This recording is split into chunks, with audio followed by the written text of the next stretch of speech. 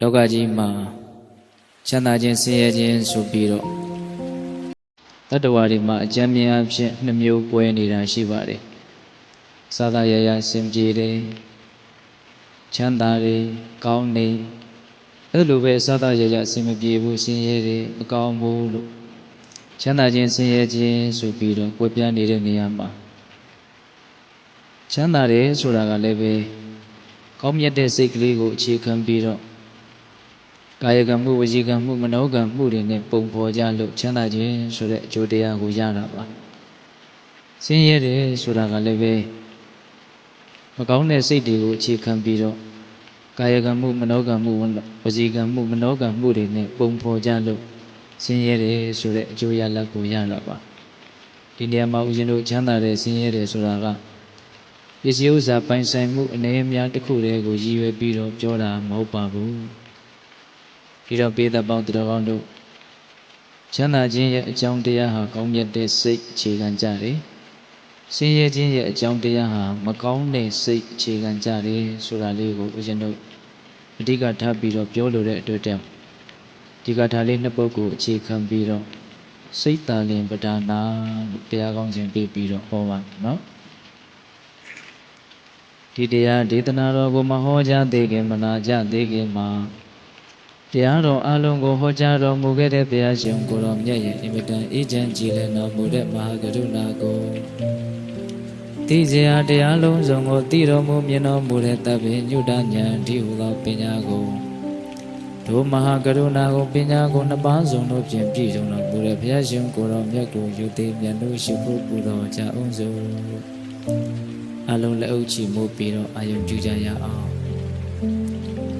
ကရုဏာတိတလဟရယပညာပိဇောတဝိယတမောဟဓမ္မသာနရမရလောကကရုဝနေတုကတံဂတိဝိမု ക്ത ကရုဏာတိတလဟရယမဟာကရုဏာတော်ဖြင့်ဤမြတ်သောစိတ်နှလုံးလေးရှိတော်မူပါပေထသောပညာပိဇောတဝိယတမောဟဓမ္မအရဟတမေတိဟုသောအယောင်အလင်းဖြင့်ဝိဇ္ဇာတိဟုသောမိုက်မောင်းကိုပယ်ခွာတော်မူပြီးထသောသာနရမရလောကကရုလူနှင့်မြမတတဝနန္ဒတို့၏ကြောက်တိတန်တို့လေကလူပြုရာတဆူရီသောဆရာသခင်လည်းဖြစ်တော်မူပါပြီးထသောဂတိဝိမု ക്ത ံဒေဝမနုဿာနိရယနှင့်ပေတတရိစ္ဆန်လာရရှိငါတန်သောဂတိတို့မှလိထိုသဖြင့်ကင်းလွတ်တော်မူပြီးထသောသူကတံတတ္တဝါတို့အားအကျိုးများကြောင့်ဟုတ်မှန်သောစကားကောင်းကိုသာမြတ်စွာတော်မူပါပြီးထသောဗုဒ္ဓံသစ္စာလေးရတရားမြတ်ကိုလက်ပေါ်တင်နာတော်များကဲ့သို့ပြတ်သားခြင်းနှင့်သိမြင်ပေတတ်ဘုရားရှင်ကိုယ်တော်မြတ်ကြီးကိုမေယံတရားဟောပုဂ္ဂိုလ်တရားနာပုဂ္ဂိုလ်ကိုဆိုပညတ်ပရမတ်မမူယုံနံနှဖျားဖြစ်ကြပါသောဘုရားတပည့်တော်တို့သည်ဘုနေဝနာမှာကာယဝစီမနောချီ၍သုံးမိဒွါရပနာမဖြင့်ဒုက္ခရောကျိုးလက်ဆုံမောဟရှိခုဥညွတ်ပါ၏မြတ်စွာဘုရား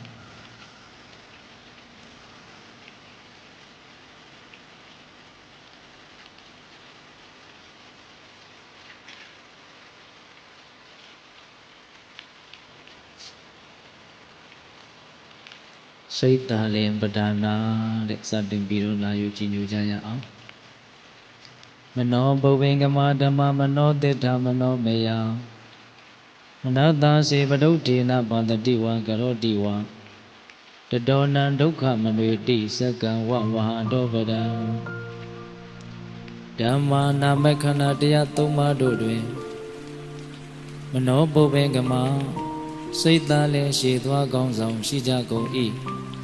မနောမယစိတ်ဖြင့်သာလင်ပြီးရကုန်၏မနောတေထာစိတ်သာလင်အကြည်မှုရှိကြကုန်၏ပဒုဋ္ဌေနာပြမလိုသောစိတ်ဒေနာစိတ်ဖြင့်မနတ္တစိတ်ဖြင့်ဇေဘံတတိဝအကဲ၍ပြောမူလီပြောညာအံ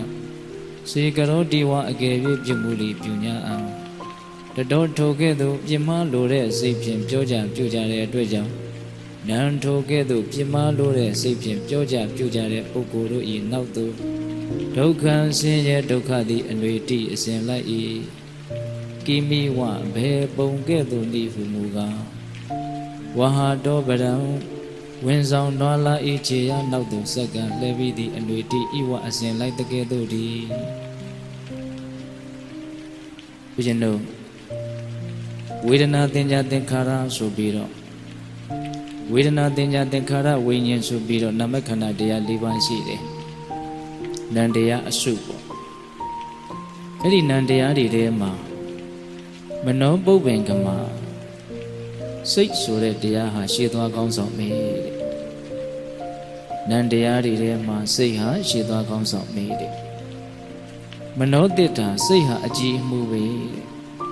မနောမေယစိတ်ဖြင့်ပြည့်စည်ကြတယ်စိတ်ဟာအဓိကကြတယ်ပေါ့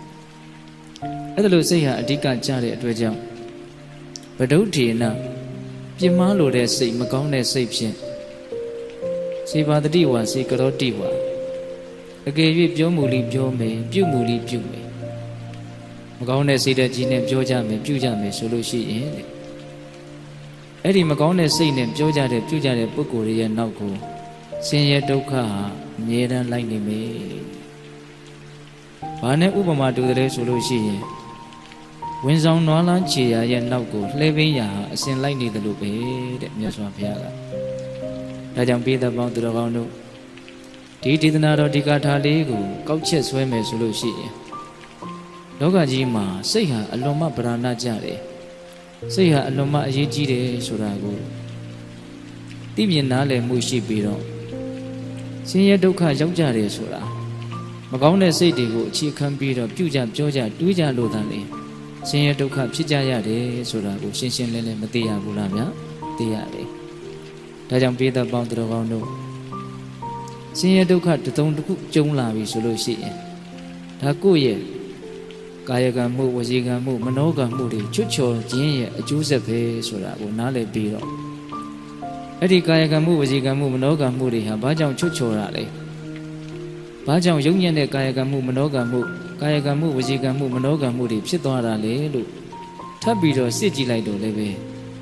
ဒီမကောင်းတဲ့စိတ်မှသွားပြီးတော့အရင်ကတွေ့ရစိတ်ထားကမကောင်းဘူးဆိုလို့ရှိရင်ဒီနေရာဖြင့်မကောင်းတဲ့စိတ်ကလေးဖြစ်နေတဲ့အခိုက်ဆိုလို့ရှိရင်အဲ့ဒီအချိန်မှာပြောလိုက်မယ်ဆိုရင်မကောင်းတဲ့အပြောဖြစ်တော့မယ်မကောင်းတဲ့စိတ်ကလေးဖြစ်နေတဲ့အခိုက်မှာတစ်စုံတစ်ခုပြုမယ်ဆိုရင်လည်းပဲမကောင်းတဲ့ကာယကမကောင်းတဲ့အပြုမှုဖြစ်တော့မယ်မကောင်းတဲ့စိတ်ကလေးဖြစ်နေတဲ့အချိန်မှာတစ်စုံတစ်ခုတွေးမယ်ဆိုရင်လည်းပဲမကောင်းတဲ့အတွေး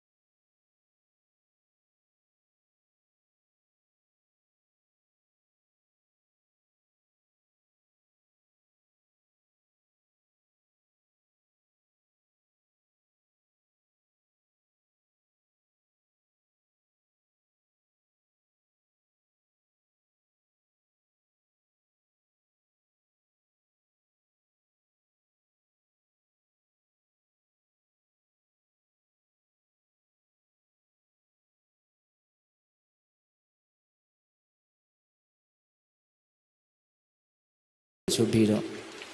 ဦးဇင်းတို့နားလည်အောင်ပြောရရင်တော့တောထွက်သွားတယ်လို့ပြောကြပါစို့အဲ့ဒါလိုနဲ့တင်းတင်းလျောက်ပတ်တဲ့ဆွမ်းဝါရတစ်ခုကိုအမိပြုတ်ပြီးတော့သတင်းသုံးအဲ့ဒီမှာသူကတကယ့်ကိုတရားသူတရားမြတ်ကိုရလို့တဲ့ဆန္ဒကပြင်းထန်တာဆိုတော့ဒီဝါတွင်3လမှာငါမအိပ်ဖဲနဲ့သွားခြင်းထိုင်ခြင်းရက်ခြင်းလျောင်းခြင်းဆိုတဲ့ဣရိယာပု၄ပါးရှိတဲ့အနက်ကလျောင်းခြင်းဆိုတဲ့ဣရိယာပုကိုငါပယ်မယ်ငါတုံလုံးမလှဲဘူးအဲ့ဒါလိုအဓိဋ္ဌံပြီးတော့အကျင့်မြတ်ကိုပြင်းပြင်းထန်ထန်ကျင့်သုံးနေအဲ့ဒီလိုကျင့်သုံးနေတုန်းမှာပဲရှင်းတုန်းကပြုခဲ့တဲ့အမှားတစ်ခုရဲ့ဓာန်ကမတိမတာဆက်ရောက်ပြီးတော့လာတယ်အဲ့ဒါကဘာလဲဆိုတော့သူ့ရဲ့မျက်လုံးအစုံဟာ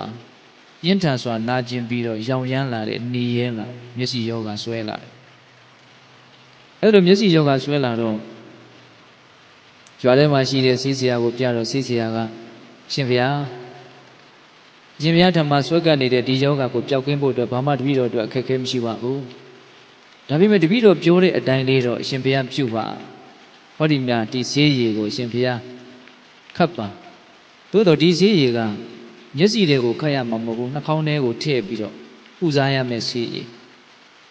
ဆိုပြီးတော့ပေးလိုက်အဲ့ဒါကျောင်းတော်ရောက်တဲ့အခါကျတော့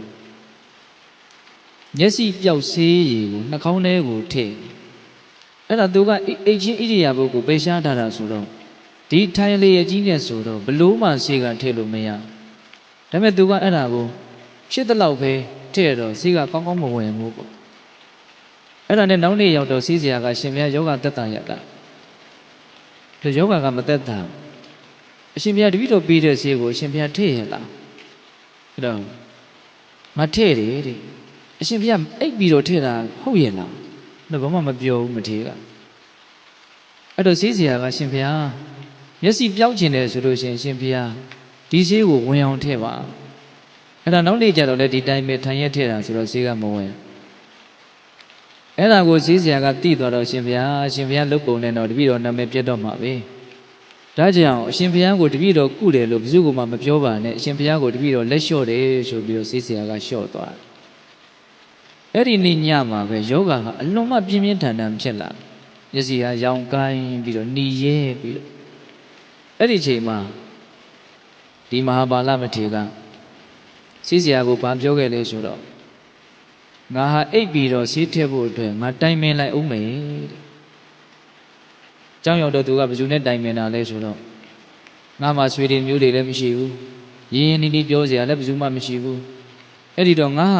နဲ့ပဲတိုင်ပင်မယ်ဆိုပြီးတော့သူ့ဟာသူတိုင်ပင်နေတဲ့။ဘလို့တိုင်ပင်လဲဆိုတော့မြတ်စွာဘုရားရဲ့အဆုံးအမနောက်ကိုပဲလိုက်မလား။ဒါမှမဟုတ်သင်မျက်စိကောင်းကြီးအတွက်ပဲသင်လိုက်မလား။သူစဉ်းစားတယ်။စဉ်းစားတော့မျက်စိဆိုတာကအခုကွဲချင်းပြက်ချင်းမရှိသေးကမို့နောက်တစ်ချိန်မှာကွဲမှာပြက်မှာကတော့တေချာနေတာပဲအဲ့ဒီတော့ကွဲတဲ့ပြက်တဲ့မျက်စိနောက်ကိုငါမလိုက်တော့ဘူးအင်မတန်ရှာခဲ့တဲ့အဆုံးမနောက်ကိုပဲငါလိုက်တော့မယ်အလုံးမတရားတရားအားကြီးတဲ့ပုဂ္ဂိုလ်လို့ဆိုရမယ်ပေါ့ဒီဃာရမတို့ဦးဇင်းတို့တာမန်တရားတရားတာမန်တရားတရားလောက်ရှိတဲ့ပုဂ္ဂိုလ်တွေဆိုရင်တော့မဖြစ်တော့ပါဘူးဆိုပြီးတော့အိပ်ပြီးတော့မျက်စင်းကိုခတ်မှနှာခေါင်းထဲကိုထည့်မှပြီးမှပြောက်ရင်တရားအထုတ်ရတာပဲလို့လူတရားမှာတရားလောက်ကတော့ဒီလိုပဲတွေးကြမယ်ဒါဥရှင်တို့လည်းဒီလိုပဲတွေးမှာပါပဲသို့တော့သူကအဲ့လိုမတွေးဘူးအဆုံးအမကိုပဲယူမလားမျက်လုံးကိုပဲယူမလားလို့ထိတ်တိုက်အဲ့ဒါလိုတွေးတာအဲ့ဒါငါဘလို့မှမအိပ်ဘူးဆိုပြီးတော့ဒီတိုင်းပဲတရားကိုထိုင်ပြီးတော့အထုတ်တယ်အဲ့ဒါညလည်းရောက်ပြီဆိုတော့အဲ့ဒီနေ့ညရင်ပြင်းပြင်းထန်ထန်အထုတ်ရင်းနဲ့မျက်လုံးနဲ့ကိလေသာဒီနှစ်ခုဟာမရှိမနှောင်းပဲအကုန်လုံးပျက်စီးသွားကြတယ်မျက်လုံးလည်းပျက်စီးသွားလောဘဒေါသမောဟအစရှိတဲ့ကိလေသာတရားတွေလည်းအကုန်လုံးပျက်စီးသွားဒီနေရာမှာတခုစဉ်းစားနေရရှိတာကမျက်လုံးဆိုတာကတော့အခုမပြက်လည်းပဲသေပြီဆိုရင်တော့ဒါပြည့်ရမှာပဲလေဟုတ်လားသို့တော်လည်းပဲဒကာဓမ္မတို့ဦးရှင်တို့တာမန်ယုံကြည်မှုတာမန်ဉာဏ်ပညာနဲ့ဆိုရင်တော့သေမှပြည့်မဲ့မျက်လုံးမသေးခင်တော့အပြစ်မခံနိုင်ဘူးလို့ဒီလိုတွေးမှာတနည်းတွေးကြည့်ရင်လည်းပဲဒါဟာတစွတ်ထိုးနိုင်တယ်တယူတန်ဆန်တယ်ဒီလိုလည်းတွေးကောင်းတွေးမယ်သူဟာတကယ်လို့သာအိပ်ပြီးတော့မျက်စင်းကိုခတ်မယ်ဆိုလို့ရှိရင်ဆေးကိုခတ်မယ်ဆိုရင်မျက်လုံးကွယ်မှာမဟုတ်ဘူးလို့ဒီလိုလဲစဉ်းစားမိကောင်းစဉ်းစားမိမယ်ပေါ့သို့တော့အဲ့လိုတော့မဟုတ် သူဟာအိပ်ပြီးတော့မျက်စင်းကိုခတ်မယ်ဆိုရင်လည်းသူ့မျက်စိကတော့ကွယ်မှာပဲတဲ့ဘာဖြစ်လို့လဲဆိုတော့အကြောင်းတရားတွေရှိတယ်တချို့သောအကြောင်းတရားတွေကတာမန်ဆေးဝါးလောက်နဲ့ကာကွယ်လို့မရ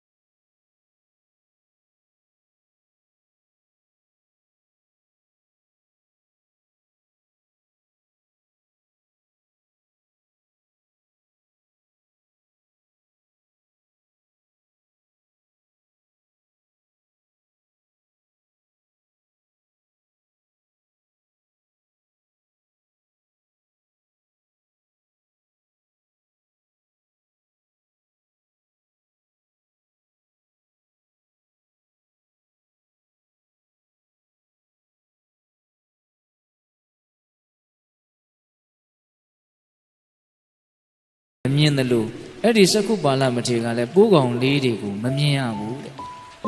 သူ့မှာသေစီလိုတဲ့စိတ်မရှိတဲ့အတွက်ကြောင့်ဘာအကုသိုလ်မှမဖြစ်ဘူးတကယ်စင်စစ်သူဟာကိလေသာအတောတရားကုန်ခန်းနေတဲ့ယဟန္တာမြတ်တစ်ပါးဖြစ်တယ်အဲ့ဒါလို့မြတ်စွာဘုရားကအမိန့်ရှိတော့ယဟန်တော်တွေကရှင်ဗျာဒီလောက်ကြီးကျယ်တဲ့တရားအထူးတရားအမြတ်ကိုရမဲ့ပုဂ္ဂိုလ်ဟာဘယ်နဲ့ကြောင့်မျက်စိနဲ့ကွင်းကွယ်ပြက်ပြီးတော့ပျက်စီးတဲ့အဆင့်ကိုရောက်ရတယ်လေအဲ့ဒီမှာမြတ်စွာဘုရားကဒါဟာအကြောင်းတရားရှိတယ်တဲ့ဒါဟာသူပြုခဲ့တဲ့အမှုအားလျော်စွာဖြစ်တာဒီခုပြစ္ဆုတ်ပံဖြစ်နေတာကိုကြည့်ရင်တော့ယဟန္တာရှင်မြတ်ကြီးတစ်ပါးအနေနဲ့မျက်စိကိုရတာမသင့်တော်ဘူးလို့ထင်စရာရှိသို့တော့ပြုခဲ့တဲ့ကံတရားနဲ့ပြုခဲ့တဲ့အမှုကိုကြည့်မယ်ဆိုရင်တော့ဖြစ်တဲ့ဖြစ်ထိုက်တာကိုဖြစ်သွားတာပဲဆိုတာကိုလက်မခံလို့မရဘူးပေါ့အဲ့ဒါတခုသောဘဝတုန်းကအဲ့ဒီစကုပါဠမထေရဖြစ်လာမဲ့ပုဂ္ဂိုလ်ကဆေးဆရာတယောက်ဖြစ်အဲ့ဒါသူတို့နဲ့အတူတူနေတဲ့ရွာကဒကမတယောက်ကမျက်စိယောဂါဆွဲကတ်ဒါပေမဲ့ကုစရာပတ်စံကမရှိတဲ့အခါကျတော့ဒီဆေးဆရာကတွေ့တော့သင်ရဲ့မျက်စိကိုငါကုပေးမယ်သင်ရဲ့မျက်စိကိုငါကုပေးမယ်ဆိုဆရာရဲ့အဲ့လိုဆိုရင်အကုပါရဲ့ကုပေးပါပျောက်ကင်းအောင်ကုပေးပါအေးတဲ့ငါကုလို့သင်ရဲ့မျက်စိယောဂါပျောက်သွားပြီဆိုလို့ရှိရင်မင်းငါ့ကိုဘာပေးမလဲတဲ့ဒီစကားလေးတော့နည်းနည်းသတိထားခဲ့ရမယ်နော်မင်းငါ့ကိုဘာပေးမလဲတဲ့အဲ့လိုပြောတော့ဟိုဒကမကလည်းပဲမျက်စိယောဂါဆွဲကပ်ပြီးတော့အပြင်းထန်ဆင်းရဲနေတာဆိုတော့ပျောက်ချင်ဆုံးအားကြီးတာနဲ့စကားပြောတာကနည်းနည်းတော့လွန်သွားဟန်တူပါရဲ့ဘာပြောလဲဆိုတော့အရှင်ကုလို့သာကျမရဲ့မျက်စိပျောက်မယ်ဆိုလို့ရှိကျမမှာရှိတဲ့သားသမီးနဲ့ကျမကိုယ်တိုင်အရှင်ရဲ့အိမ်မှာကျွန်အဖြစ်နဲ့အကျွေးဆက်ပါမယ်ကျွန်အဖြစ်ကိုပြုတ်ပါ ကျွန်ဖြစ်နေသိမ့်ပိုက်မှာမျက်စိသာမြင်မှရှိအဲ့လိုပြောတဲ့ခါကျတော့ဆေးဆရာကကောင်းပြီဆိုပြီးတော့အဲ့ဒီဒကမရဲ့မျက်စိယောဂါကိုမျက်စင်းတစ်ကြိမ်နဲ့ပေးလိုက်တာလေပျောက်ကင်းစေတဲ့မျက်စင်းကိုပေးတယ်မျက်စင်းကလည်းတော်တော်ကောင်းတယ်ဆေးဆရာကအစွမ်းတတ္တိတော့အတော်ထက်ပုံရတယ်ဒါပေမဲ့ယခုနကသူမေးခဲ့တဲ့စကားလေးတစ်ခွန်းတော့မမေ့နဲ့နော်မင်းမျက်လုံးပြောက်ရင်မင်းငါ့ကိုဘာပေးမလဲဆိုတာအဲ့ဒါနဲ့မျက်စိခတ်လိုက်တော့မျက်စိကနောက်ရက်ကျတော့တော်တော်ကြီးတက်တာပြီးတော့ကြီးကြီးလင်းလင်းဖြစ်ဒါကိုလည်းဆေးဆရာကသိအဲ့ဒီလိုမြင်လာပြီးကောင်းလာပြီးဆိုတော့ဒီဒကမကစဉ်းစားဟာငါဂတိအတိုင်းငါစကားကိုအလွယ်ပြောလိုက်တယ်ပျောက်လို့ရှိရင်သားသမီးနဲ့တကွာကျွန်ခံရမယ်ဆိုတော့ငါကျွန်ခံရတာအရင်ကျငါသားသမီးလေးတွေအကုန်လုံးနှင်မွန်းတော့မှာပဲကျွန်ဆိုတာကလည်းပဲဟိုရှိတုန်းကကျွန်စနစ်ဆိုတာအလုံးမကြောက်เสียကောင်းတာတတ်ချင်တော့တတ်လို့ရတယ်ရောင်းကျင်လဲရောင်းလို့ရအဲ့ဒီတော့ငါဒုက္ခပဲကျွန်ကတော့ငါမခံနိုင်ဘူးအဲ့ဒီလို့ဆိုရင်ငါဘယ်လိုလုပ်မလို့ဆိုဒီဆေးဆရာကငါလှည့်စားမှဖြစ်ပဲအဲ့ဒါနဲ့နောက်နေ့ကျတော့ဆေးဆရာကဘယ်နဲ့တော့မျက်စိကတက်တာရလားသူအကဲခတ်ကြည့်တော့တက်တာနေတယ်ဆိုတာကိုသူရိပ်မိဒါပေမဲ့ဒကမကဘာပြောလဲဆိုတော့အရှင်တဲ့မတက်တာဘူးတဲ့အရှင်ရဲ့ဆေးခက်လိုက်ခါမှပိုးပြီးတော့ဆိုးလာတယ်တဲ့ဩသူကလည်းစကားကိုဘလောင်ပလဲပြောတာပေါ့နော်အမှန်ဆိုလို့ရှိရင်အမှန်တိုင်းဖွင့်ဟဝန်ခံပြီးတော့စိတ်သဘောလေးတွေကိုနားလည်အောင်ကြိုးစားကြမယ်ဆိုရင်ဟိုအဖြစ်ပြက်ဆိုးကြီးတွေကဖြစ်ချင်မှဖြစ်မယ်ခုတော့သူကအဲ့လိုပြောတဲ့ခါကျတော့ဆေးဆရာကစိတ်ကပိုးပြီးတော့တူသွားတာပေါ့ဩတက်တာပုံရရင်နဲ့ငါဆေးကြောင်ပိုးပြီးတော့ယောဂပြင်းထန်လာတယ်ဆိုတော့ဒီဒီကမှငါ့ကိုလှည့်စားနေတာပဲသိစီမေတဲ့အဲ့ဒါနဲ့ဘာလုပ်လဲဆိုတော့မျက်လုံးကိုပေါက်ထွက်သွားစေတဲ့မျက်စင်းတစ်မျိုးကိုသူဖော်ဆက်တယ်ဖော်ဆက်ပြီးတော့တင့်ရဲ့မျက်စိယောဂအရင်ကြီးမတက်တာသေးဘူးဒါကြောင့်ဒီတစ်မျိုးကိုခတ်ပါအောင်ဆိုပြီးတော့ပေးတယ်ဟိုကလည်းအရင်မျက်စင်းတောင်ဒီလောက်စွမ်းနေတာဆိုတော့နောက်မျက်စင်းဆိုရင်တော့ပိုးပြီးတော့ရှင်းရှင်းပြောင်းမယ်ဆိုပြီးတော့ယုံကြည်မှုအပြည့်နဲ့ပေါ့လေခတ်လိုက်အဲ့ဒီတော့မှမျက်စိနှစ်ဖက်စလုံးလုံးလုံးဝေသွားပျက်စီးသွားဣတရေအစာတဲကိုကစားစေတနာနဲ့သူ့ကိုမျက်စိမြင်မြင်နဲ့စိတ်ဦးစီးပြီးတော့ကုပေးခဲ့တာမဟုတ်တဲ့အတွက်ကြောင့်သင်္ကားကိုမျက်စိဝေဒနာပြောင်းရင်ဘာပေးမှလဲဆိုတဲ့မေခွန်းကလေးတော့တတိထားတယ်ရပဲနော်ဟောရလို့တဲ့စိတ်တစ်ခုခုကိုဥတည်လာတဲ့အခါပြဿနာတွေကအများကြီးဖြစ်လာနိုင်တယ်ဘာဖြစ်လို့လဲဆိုမရဘူးဆိုလို့ရှိရင်သူကဒါစိတ်ဒုက္ခဖြစ်တော့မယ်အကြီးအကျယ်စိတ်ဆိုးတော့မယ်အစာတဲကစားရချင်နေတာကိုဒါကြောင့်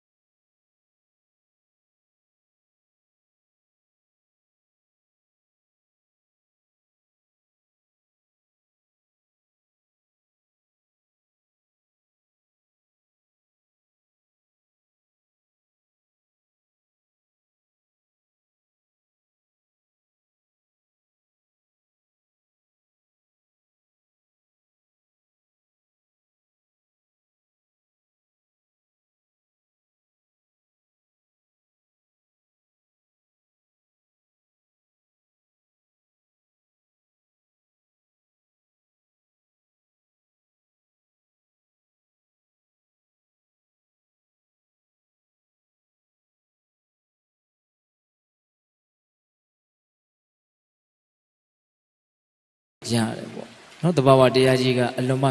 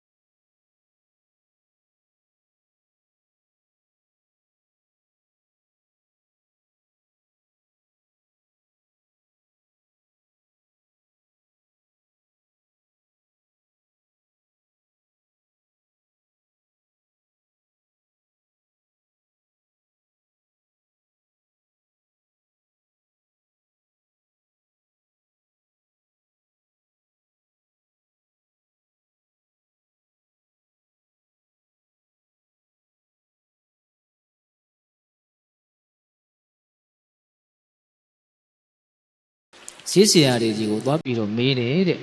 ဘယ်လိုယောဂဖြစ်ရင်ဘယ်လိုကုရသလဲ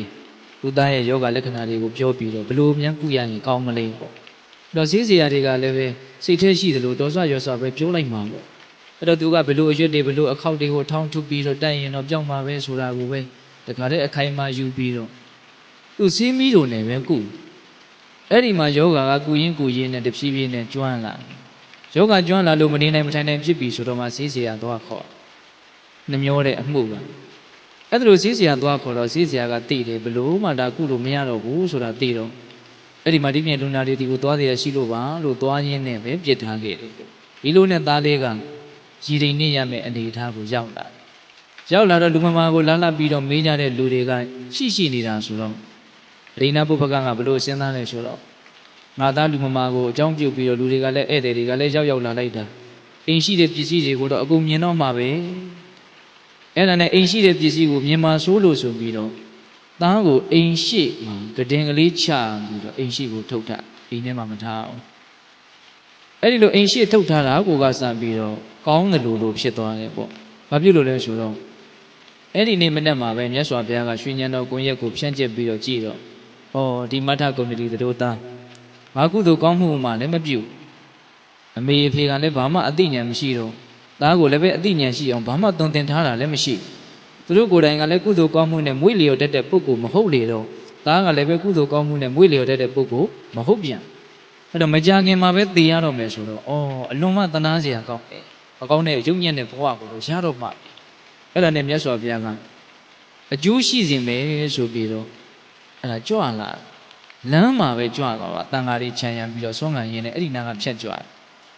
အဲ့ဒီမှာမောထကုဏ္ဏလေးကအသားလေးပက်လက်လေးသူလှုပ်တော့မလှုပ်နိုင်တော့ဘူးအဲ့ဒီချိန်မှာမြတ်စွာဘုရားကရောင်ကြီးတော်လွတ်တယ်ပေါ့အယောင်ကအလွန်မှကြည်လင်တဲ့တန့်ရှင်းတဲ့စိတ်နှလုံးကိုအလွန်မှကြည်နူးဝေရာကောင်းတဲ့အေးချမ်းတဲ့အယောင်လွတ်အဲ့ဒီအယောင်ကိုမြင်တော့ဒါဘာယောင်လဲမသိဘူးဆိုပြီးတော့ခေါင်းလေးကိုအသာငဲ့ပြီးတော့အယောင်လာရန်ကိုကြည့်တဲ့အခါကျတော့မြတ်စွာဘုရားကိုဖူးတွေ့ရတယ်အဲ့တော့သူဒါမြတ်စွာဘုရားလို့နာမည်မှအလွန်ကြီးတဲ့ပုဂ္ဂိုလ်ပဲအဲ့ဒါနဲ့မြတ်စွာဘုရားရဲ့မျက်နှာတော်ကိုတေချာကြည့်တော့အလွန်မှလည်းတပ်ပယ်တာကတကြောင်စိတ်နှလုံးမှာလောဘဒေါသမောဟကိလေသာအငြိကြီးလုံးဝတန့်ရှင်းနေတာမှဝါဒနာနဲ့တကွပယ်ထားတဲ့အတွက်ကြောင့်အလွန်အမင်းတန့်ရှင်းကြည်လင်နေတယ်ပေါ့အဲ့တော့အဲ့ဒီဓာတ်တွေကမကူးဆက်ပဲမနေဘူးအဲ့ဒီဓာတ်တွေကမခံစားမိပဲနေမှာမဟုတ်နော်ဆိုကြပါစို့ဘိဓမ္မောင်တော်ကောင်းတို့အလွန်မှပူပူလောင်လောင်စင်စင်ရဲရှုပ်ရှုပ်ထွေးထွေးနေတဲ့လူတစ်ယောက်ရဲ့မျက်နှာကိုမြင်ရတယ်နဲ့အလွန်မှအေးအေးဆေးဆေးကြည်ကြည်လင်လင်တန့်တန့်ရှင်းရှင်းနေတဲ့လူတစ်ယောက်ရဲ့မျက်နှာကိုမြင်ရတာခံစားချက်ချင်းတူနိုင်မလားမတူနိုင်ဘူးခုမြတ်စွာဘုရားရဲ့ဒီရုပ်ပိုင်းဆိုင်ရာကလည်းပဲအတုမဲ့လို့ပြောရမှာပေါ့ဘဝကဖြည့်ဆည်းခဲ့တဲ့ပါရမီတွေရဲ့အစွမ်းတတ္တိဒီဘဝတစ်ခုလည်းပြုံပြီးတော့အကျိုးပေးရမှာနောက်ထပ်ဘဝကလည်းဆက်เสียမရှိတော့ဘယ်ကုသိုလ်ကောင်းမှုမျိုးကမဆိုငါကအရင်ကျိုးပေးငါကအရင်အကျိုးပေးမယ်ဆိုပြီးတော့အကုန်လုံးကစုပြုံပြီးတော့အကျိုးပေးတာဆိုတော့မြတ်စွာဘုရားရဲ့ကိုယ်ခန္ဓာတော်ဟာဘယ်နာလေးကဘာလေးလိုးနေတယ်ဆိုတာမရှိဘူးဒါကြောင့်မြတ်စွာဘုရားကိုတကယ်ပုံတူထုဖို့ဆိုတာဘယ်လိုမှမဖြစ်နိုင်မြတ်စွာဘုရားရဲ့ပုံဟာအတူဆိုတာမရှိနော်ဒကာဓမ္မတို့ဦးဇင်းတို့ဘုရားလက်ထက်မှာလူမဖြစ်ခဲ့ရတာမြတ်စွာဘုရားကိုမမျှော်ရတာတွေးကြည့်မယ်ဆိုရင်တော့ဒါအလွန်မှလည်းပဲ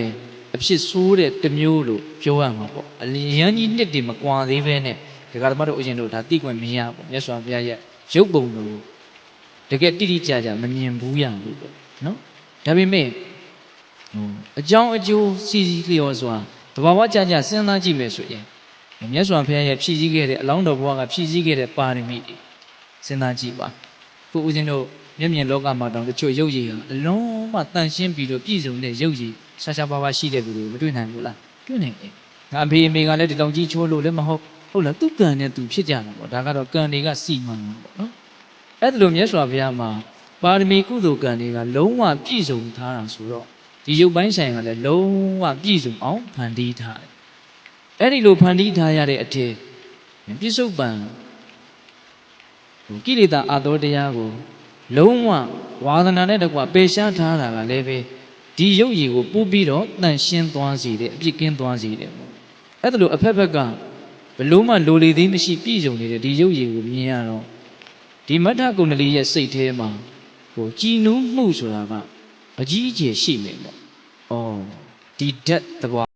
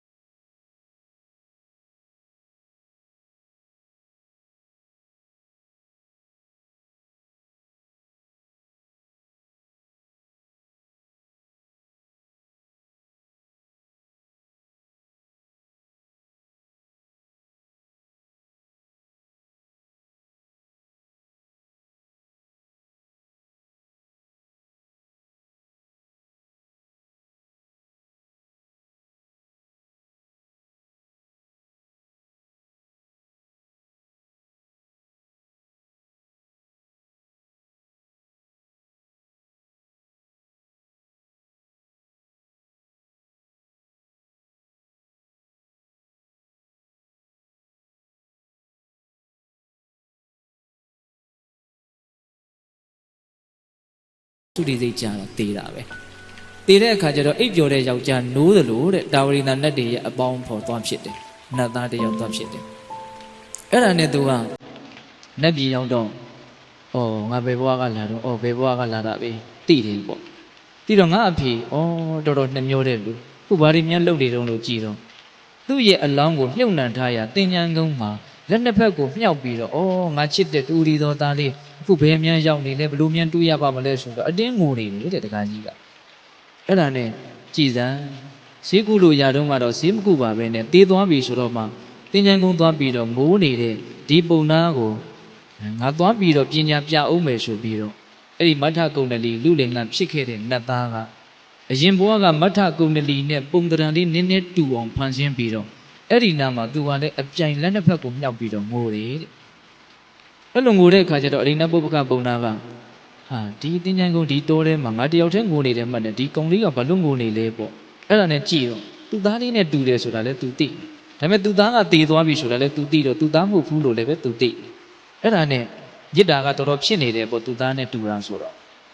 အဲ့ဒါနဲ့နေသမ်းမအောင်မင်းကဘာကိစ္စနဲ့ဒီနားလာငိုနေတာတော့အဲ့လိုပြောတဲ့အခါကျတော့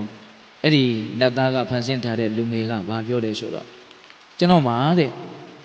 ရွှေယတနာဖြင့်ပြီးတဲ့ယထာကိုယ်တွေတခုရှိတယ်တဲ့အဲ့ဒီယထာကိုယ်တွေကိုတက်ဖို့အတွက်ဘိန်းစုံလိုချင်တယ်အဲ့ဒီဘိန်းကမရှိဘူးဖြစ်နေတယ်အဲ့ဒီဘိန်းသာမရဘူးဆိုရင်တော့ကျွန်တော်ကတည်သွားတာပဲကောင်းနေရင်လို့ကျွန်တော်စိတ်ထဲမှာထင်ပြီးတယ်တင်းမြန်းတည်သွားလိမ့်လားမသိဘူးဆိုတော့ဆက်ငိုတယ်အဲ့ဒီဘိန်းကိုအဲ့လိုရချင်တယ်ပေါ့အဲ့လိုပြောတော့တတိကြီးကတော်တော်လေးတနာသွားတယ်မငိုပါနဲ့မင်းရဲ့ယတနာနဲ့ပြီးတဲ့ယထာကိုယ်တဲ့အတွက်တက်ချင်လားမင်းရွှေဘိန်းတက်ချင်သလားငွေဘိန်းတက်ချင်သလားဗရမ ्या ကြောက်စီထားတဲ့ဘိန်းပဲတက်ချင်သလားငါအကုန်လုံးကိုလုတ်ပေးနိုင်တဲ့အစွမ်းရှိတယ်ဒါကြောင့်မင်းကြိုက်တဲ့ဘိန်းကိုတော့မင်းတက်ချင်တဲ့ဘိန်းကိုငါဖြစ်အောင်လုပ်ပေးတယ်လူကမြစ်တာကဖြစ်နေပြီကိုသားနဲ့တူနေတာဆိုတော့အဲ့ဒီတော့ဟိုနတ်သားကဘာပြောလဲဆိုတော့အဲ့ဒီရွှေဘိန်းတွေငွေဘိန်းတွေကြောက်တံပရမ ्या တွေတက်ထားတဲ့ဘိန်းတွေကိုရချင်တာမဟုတ်ဘူးတဲ့ဒါနဲ့ဘာရချင်တာလဲဆိုတော့ဟိုကောင်းငင်မှာအစုံအစုံထွက်လိုက်ဝင်လိုက်ဖြစ်နေတဲ့နေနဲ့လနဲ့ကိုဘိန်းတစုံတက်ပြီးတော့စီးချင်တယ်အဲ့ဒီနေနဲ့လနဲ့ကိုဘိန်းတက်ချင်တယ်ဒါကြောင့်နေနဲ့လနဲ့ကိုရအောင်ယူပေးပါအဲ့ဒီတော့ပုံနာကြီးကမင်းယူမြန်ယူနေသလားတဲ့မင်းအဲ့ဒီဘိန်းကိုမရလို့သေမယ်ဆိုတော့မင်းသေဖို့ပဲရှိတယ်အဲ့ဒီဘိန်းကိုတော့မင်းရလာမှာမဟုတ်အဲ့ဒီလိုပြောတဲ့အခါကျတော့ကလေးကဘာပြန်ပြောတော့ဆိုတော့ဟိုမေးရအောင်မေးတဲ့မြင်းနေတာကိုရချင်လို့ငိုတဲ့လူနဲ့မမြင်တာကိုရချင်ပြီးတော့ငိုနေတဲ့လူဘယ်သူကပို့ပြီးတော့မိုက်မယ်လို့ထင်လဲတဲ့အဲ့တော့ပုံနာကြီးကစဉ်းစားကြည့်မြင်တာကိုလိုချင်တဲ့လူနဲ့မမြင်တာကိုလိုချင်တဲ့လူမမြင်တာကိုလိုချင်တဲ့လူကပိုမိုက်တာပေါ့အဲ့လိုဆိုရင်ခင်ဗျားစဉ်းစားကြည့်ခင်ဗျားသားအခုမရှိတော့ဘူးတဲ့မမြင်ရတော့ကျုပ်လိုချင်တာကမြင်ရတယ်တဲ့အစင်းကိုလည်းကျုပ်ပုံသဏ္ဍာန်ကောင်းကောင်းပြောနိုင်တယ်မြင်လဲမြင်ရတယ်မျက်စိနဲ့တက်အပ်မြင်ရတယ်ခင်ဗျားကမမြင်တာကိုလိုချင်တာခင်ဗျားပိုမိုက်တယ်မဟုတ်လားအဲ့ဒီတော့မှပုံနာကြီးကဟာမင်းမရှိလေပေါ့မင်းဟာနတ်လားလူလားမင်းရဲ့စကားကြောင့်ငါရဲ့ရင်မှာဖြစ်နေတဲ့တောကတိဟုသောမင်းဟာငြိမ်းသွားပြီတဲ့မင်းကအလွန်မှအဓိပ္ပာယ်ရှိတယ်အဲ့လိုပြောတဲ့အခါကျတော့တထေးကြီးတဲ့အရင်ဘဝကအဲ့ဒါတထေးကြီးရဲ့သားပဲအကုန်လုံးအဖြစ်မှန်ကိုပြောပြနေသမ်းပါဦးနဲ့မင်းကဘာကောင်းမှုမှလည်းမပြုဘဲနဲ့ဘာအလှူဒါနလည်းပြုတာလည်းငါမမြင်ဘူးမင်းငါသားငါသိတာဘာဥပုံမှစောင့်တာလည်းငါမမြင်ဘူးငါအိမ်မှာဘာကောင်းမှုမှလုပ်တာလည်းမရှိဘူးမင်းကအဲ့ဒါလိုနှက်ဖြစ်ရလောက်အောင်ဘာကုသိုလ်ရှိလို့နှက်ဖြစ်တာတော့အဲ့ဒီတော့မှတေဂန်ဒီအနေထားလေးကိုပြောပြတယ်အလွန်တရာမှကြည်လင်တဲ့တန့်ရှင်းတဲ့ဘုရားရှင်ကိုတော်မြတ်ကြီးကိုဖူးမြင်ရတဲ့အတွက်ကြောင့်စိတ်ထဲမှာအလွန်မှအေးချမ်းတဲ့ကြည်နူးတဲ့ကြည်လင်တဲ့စိတ်ကလေးသူ့မှာဖြစ်ခဲ့တယ်အဲ့ဒီကြည်လင်တဲ့စိတ်ကလေးဖြစ်လို့လက်အုပ်ချီမဲ့လောက်ခဲ့တာတောင်သူလက်အုပ်မရှိနိုင်ဘူးဒါပေမဲ့စိတ်ထဲမှာတော့အလွန်မှကြည်လင်တန့်ရှင်းတဲ့ချမ်းသာတဲ့သဘောလေးသူ့မှာဖြစ်ခဲ့အဲ့ဒီစိတ်ကလေးနဲ့တည်သွားလို့အခုနှက်ဖြစ်တာစိတ်ထဲမှာမြင်းနေရလို့သာသူယုံရတယ်စိတ်ကလေးဒီလောက်ကလေးနဲ့အဲ့လိုဖြစ်နိုင်မလားအဲ့ဒါနဲ့မဖြစ်ချေဘူးအဲ့ဒါလို့ဆိုလို့ရှိရင်မယုံလို့လည်းမရဘူးသူ့ရှိမှလည်းမြင်နေတာပေါ့အဲ့ဒါလို့ဆိုရင်မြတ်စွာဘုရားဆိုတဲ့ပုဂ္ဂိုလ်ဟာအလွန်မှထူးခဲ့တဲ့ပုဂ္ဂိုလ်ပေါ့အဲ့ဒီမှာသူကိုဝဋ္ဌကုဏ္ဏလိနတ်သားကဘုရားတရားတန်ခါရဲ့ဂုဏ်ကျေးဇူးကိုပြပြီးတော့ငါးပါးသီလကိုစောင့်တည်ဖို့အဆုံး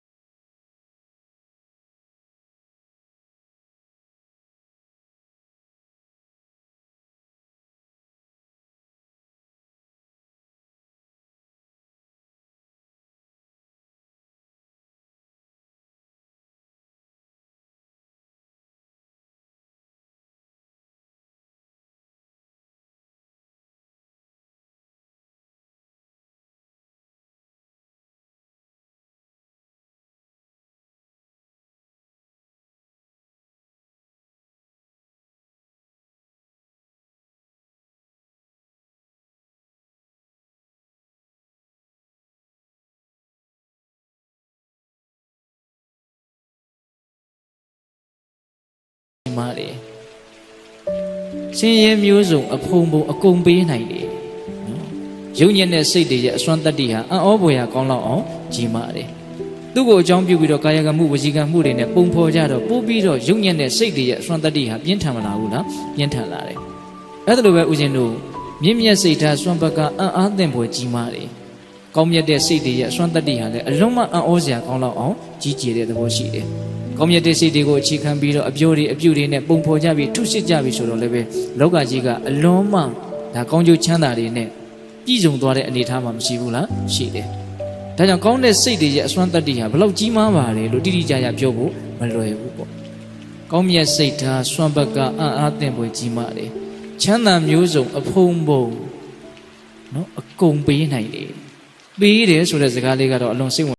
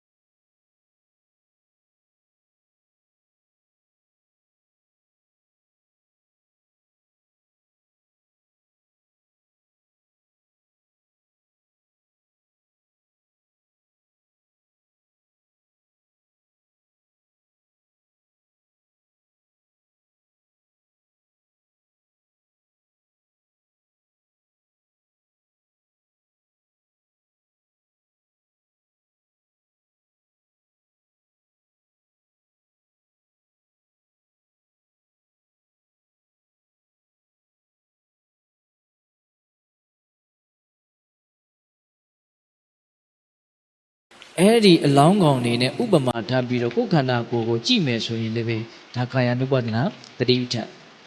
နော်ကာယ ानु ပဒနာသတိပဋ္ဌာန်ကအလွန်နေကြတယ်ပေါ့14ပိုင်းတောင်ပိုင်းပြီးမြတ်စွာဘုရားဟောတာအဲ့တော့အနှစ်ချုပ်ပြီးတော့ပြောရရင်တော့ကိုယ့်ရဲ့ရုပ်ကာယဒီရုပ်ခန္ဓာကိုယ်ကြီးရဲ့အကြောင်းကိုအမှန်တိုင်းသိအောင်ကြိုးစားအထောက်တာလို့ဒါကာယ ानु ပဒနာသတိပဋ္ဌာန်လို့နားလေရဒါကဓမ္မတို့ဦးဇင်းတို့တွေကသိတယ်လို့နဲ့မသိဘူးပေါ့နော်ဒါကြီးနဲ့အတူတူနေပြီးတော့ဒါကြီးအကြောင်းကိုတကယ်ကောင်းကောင်းမသိဘူးပေါ့ရိုးရိုးလေးနော်တရားဆိုတာရိုးရိုးလေးအရှိကိုအရှိတိုင်းမြင်အောင်ကြည့်ရတဲ့သဘောပေါ့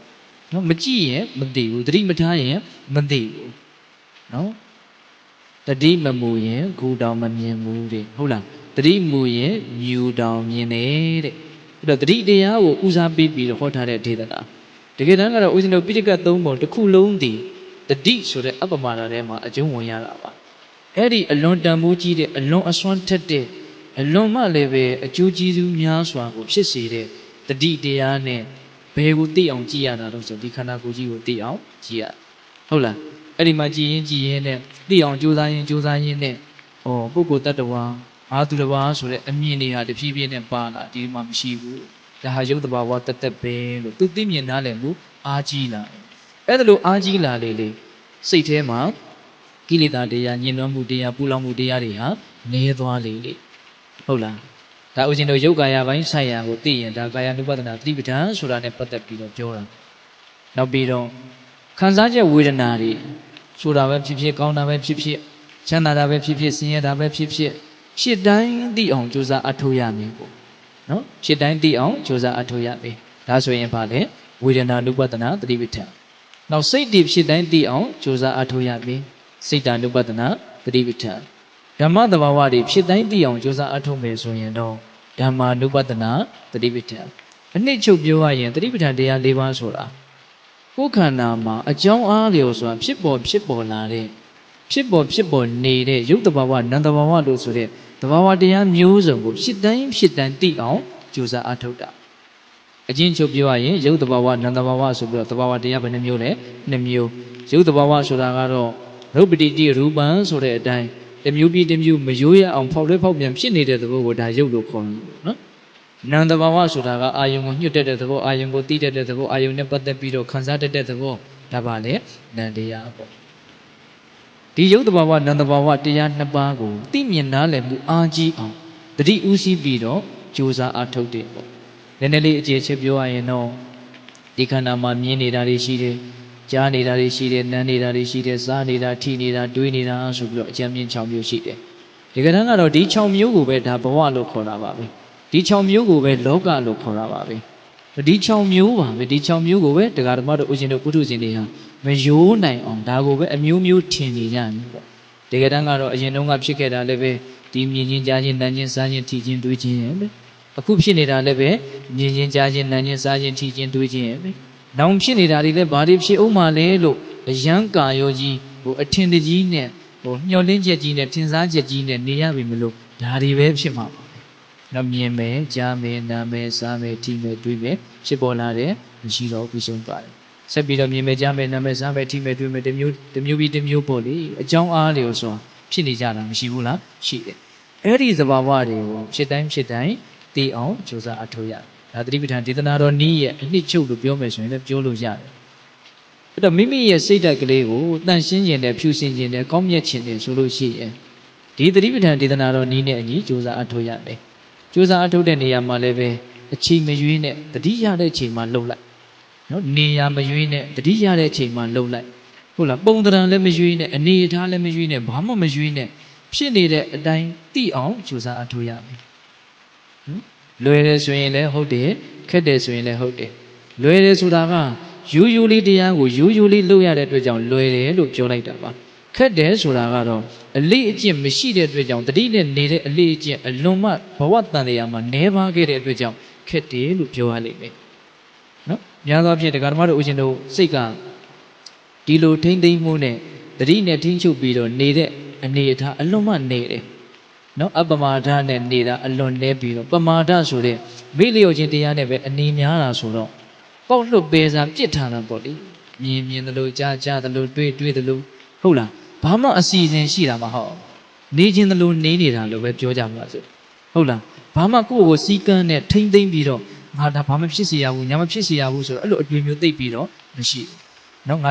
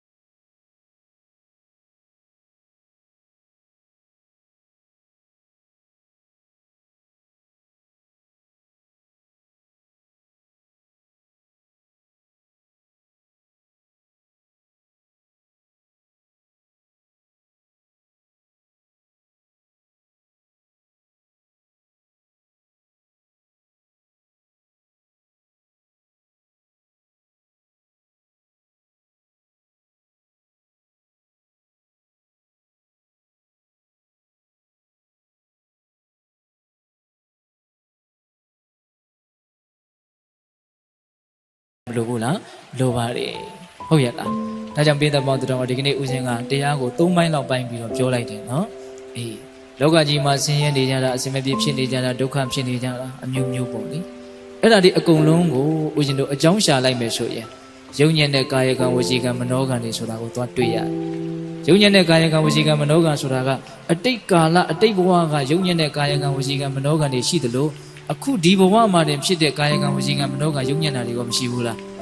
ကိုယ့်ရဲ့အပြောမတည့်လို့ကိုယ့်ရဲ့အလုပ်မတည့်လို့ကိုယ်ဒုက္ခရောက်ရတာတွေမရှိဘူးလားထင်ရှားနေတာပဲလေဟုတ်တယ်မဟုတ်လားဒါကြောင့်တတ္တဝါတွေကိုကံကစီမံတယ်ဆိုတာကံဆိုတာကိုကောင်းကောင်းနားလည်ဖို့လိုတယ်ကံဆိုတာတစုံတစ်ခုကတကိုးနဲ့ဖန်တီးလိုက်တယ်လို့မျိုးကံစမ်းပဲနှိုက်လို့ဟုတ်လားမဲပေါက်တယ်လို့မျိုးမဲမပေါက်တယ်လို့မျိုးကိုပြောတာမဟုတ်နော်ဟုတ်တယ်မဟုတ်လားကိုကောင်းတာလှုပ်ထားရင်ကောင်းတာပြောထားရင်ကောင်းတာတွေးထားရင်ဒါကောင်းတာဖြစ်မှာမှန်တာတဲ့တာကိုလှုပ်မိဖို့ပြောမိဖို့တွေးမိဖို့မလိုဘူးလားလိုတယ်အဲ့ဒီလိုအလုပ်ဆိုတာအရင်ဘဝကအလုပ်တွေကလည်းလှမ်းပြီးတော့ကိုကိုအကျိုးပြုနေတာတွေရှိမယ်အခုဒီဘဝတည်းမနေတော့ကအလုပ်ကဒီကနေ့အကျိုးပြုတာလည်းမရှိနိုင်ဘူးလားရှိနိုင်တာပေါ့ဟုတ်ရဲ့လားဒါကြောင့်အရင်တုန်းကပြီးခဲ့တဲ့ကိစ္စတွေဆိုတာတော့ထားလိုက်တော့ဟုတ်လားဒီလိုအတွေးကလေးမြင့်မြတ်တဲ့အတွေးလေးတွေးပြီးတဲ့နောက်မှာငါကောင်းမြတ်တဲ့ကာယကံဝစီကံမနောကံလေးတွေကံသုံးပါးကိုအရှင်ပြေအောင်တက်မှတ်အောင်မှန်ကန်အောင်ငါကြိုးစားမယ်အဲ့ဒါလိုကံသုံးပါးကိုအရှင်ပြေအောင်မှန်ကန်အောင်ဖြူစင်အောင်တန်ရှင်းအောင်လုပ်မယ်ဆိုတော့လေကံသုံးပါးမှာဘယ်ရာကအခရာကြတယ်စိတ်ကအခရာကြတယ်ဒါကြောင့်ဦးဇင်းတို့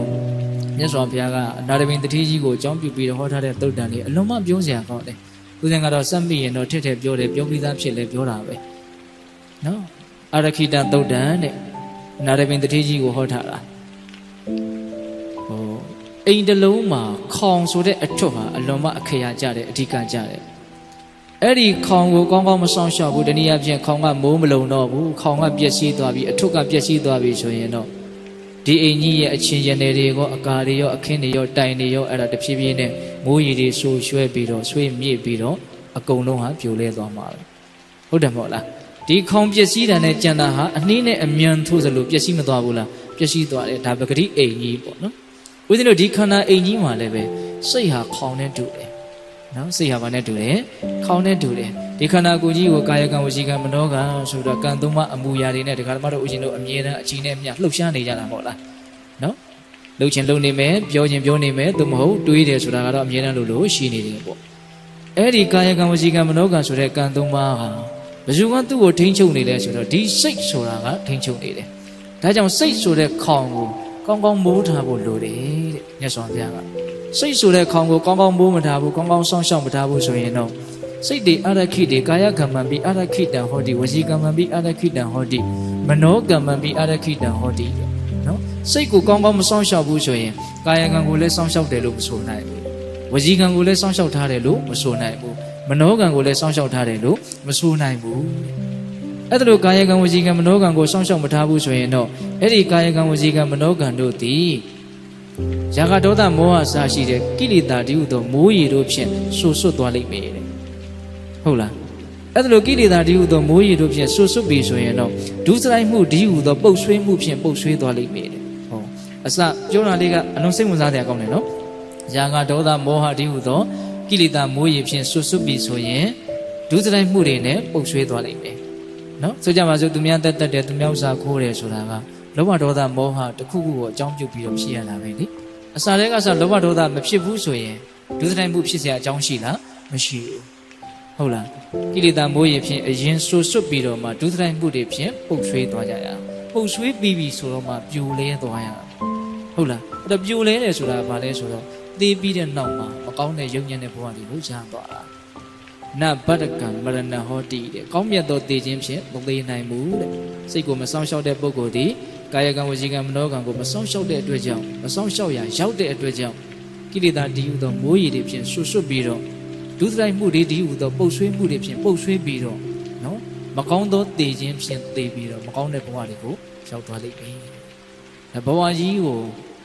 ဦးဇင်းတို့အကြံဉာဏ်ပြည့်ပြည့်စုံစုံခြုံ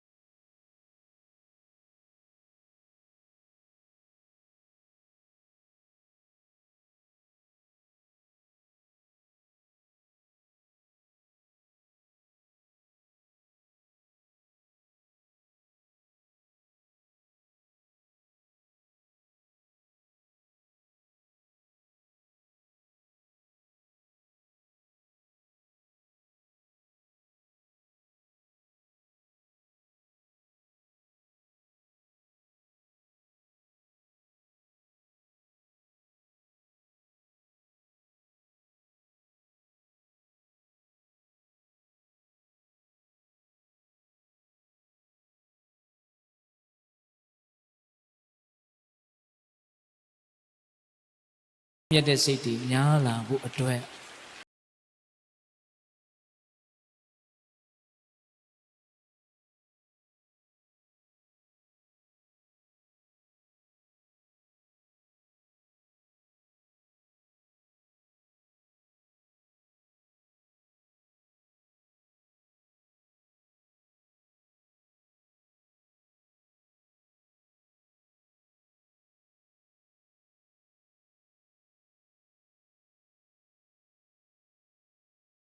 ကံတို့တပ္ပဒေဝတာတပ္ပဗုဒ္ဓနုဝဝေနတရာဒုက္ခိဝန္တုတိ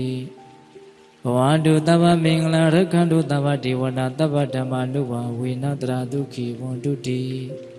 ဘဝတုတပ္ပမင်္ဂလာရက္ခန္တုတပ္ပဒေဝတာတပ္ပသံဃာနုဝဝေနတရာဒုက္ခိဝန္တုတိ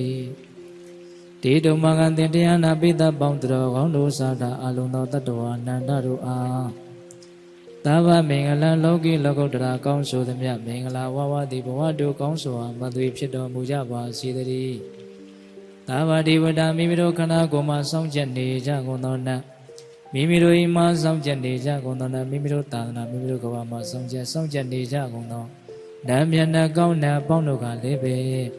ရက္ခဏတို့ကောင်းစွာမသွေစောင့်ရှောက်တော်မူနိုင်ကြပါစေတည်းသဗ္ဗဗုဒ္ဓနုဘဝေန